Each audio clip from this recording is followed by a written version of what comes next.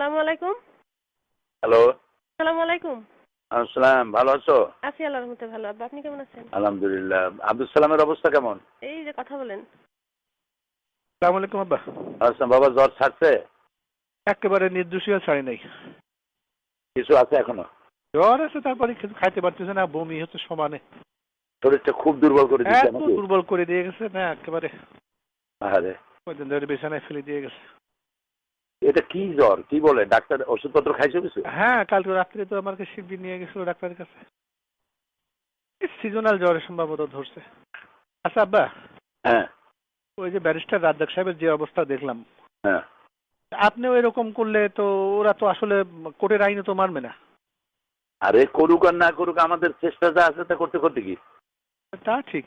মানুষের হাতে চেষ্টা যা আছে মানুষ তো তা করে। তারপরে চাঁদপুরে কার একজন মাহফিল হচ্ছিল, সেখানে হয়তো এই যে শাহতলির পীর সাহেবের মাহফিল, সেটা হতে দেয় নাই। হতে দেয়নি। এরকমই করবে এখন, বড় ধরনের বিক্ষোভ টিক্ষোভ না ঘটলে বোধহয়। না, বিক্ষোভ কি? আল্লাহ তাআলার পক্ষ থেকে কোনো লানাত না আসলে তো আর কোনো রাস্তা নাই। আল্লাহু আকবার। লানত আর আসবে কি? সারা দেশ জুড়ে তো লানত এসে গেছে, সব জায়গায় বিশৃঙ্খলা। কি একটা আতঙ্ক ছড়াই দিল ইংলিশ মিডিয়াম স্কুলগুলার নাম করে সারা এই যে এটা নিজের পায়ে নিজেরা কুড়াল মারা, এই যে কাজটা করতেছে। এখন বিদেশে যে শ্রম বাজার আছে, তারা জঙ্গি দেশের লোকদেরকে নেবে কেন? বরং যা আছে সেগুলো ফেরত পাঠাবে। এই চিন্তা তো মাথায় থাকা উচিত।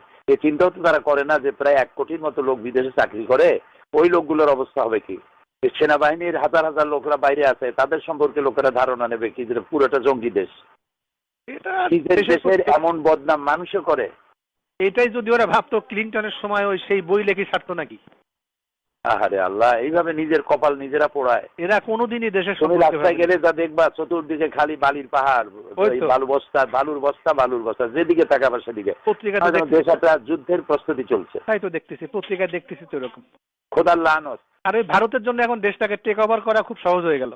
একদম ভারত এবং আমেরিকার জন্য এটা আফগান বানাবার একটা পুরো প্লট তৈরি হয়ে গেছে। আন্তর্জাতিক সমর্থনও পাবে। ঠকাবার জন্য সাহায্য করো। হ্যাঁ, এটা বলবো আর কি। আল্লাহর কাছে মাপ চাওয়া ছাড়া পথ নাই। আল্লাহ হয় মাফ করো আর না হয় দেখাইও না, তার আগে উঠায় নাও। আপনি কোর্টে যাবেন কি রোববারে আব্বা? নেন, বোধহয় তাই হবে। ও আমরা এদিকে শাকিল এদিকে বেটা, ওই যে আপনার ওয়েবসাইটে আব্বা আল্লাহর রহমত, শাকিল বসে কি করে গোতাগুতি করতে করতে একেবারে আপনার সকল বই ঢুকানোর ব্যবস্থা ওর মাথায় আল্লাহ কি দিছে, ও পারছে। আমি যেটা পারি নাই ও পারছে আব্বা। তাই বলো কি? ওর সাথে কথা বলেন। আসসালামু আলাইকুম।